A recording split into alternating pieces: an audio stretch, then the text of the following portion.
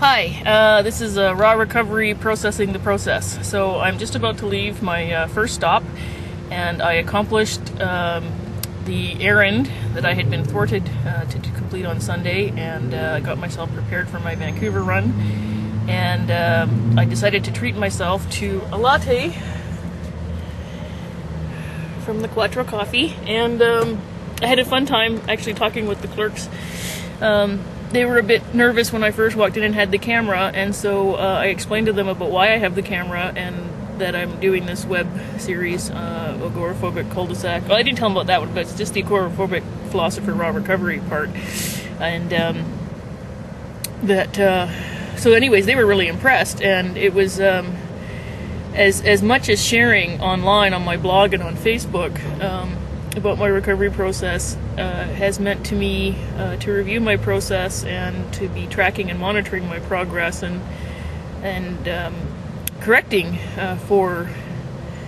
when interactions go sideways online, then allows me to apply that back in person. And it's the support, the digital support has been critical, because as an agoraphobic, that is my primary support, actually, that I get on an hourly or daily basis, but being able to actually talk about the process to a person in person and get the facial expressions and the vocal tone and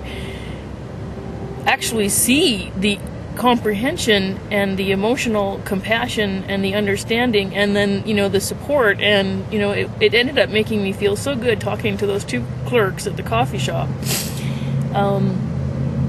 That I ended up becoming a little bit gregarious, and for a few moments I kind of felt like my old self. And I shared two stories. One, I told a story from high school with my grade 12 English literature teacher, Mike Carey, who had always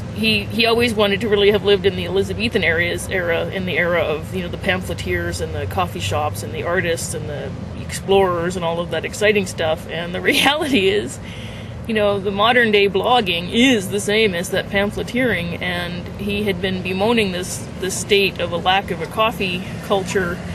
in 1986, and about 5 years later, Starbucks hit up in Canada, and there's this coffee shops dueling on every corner,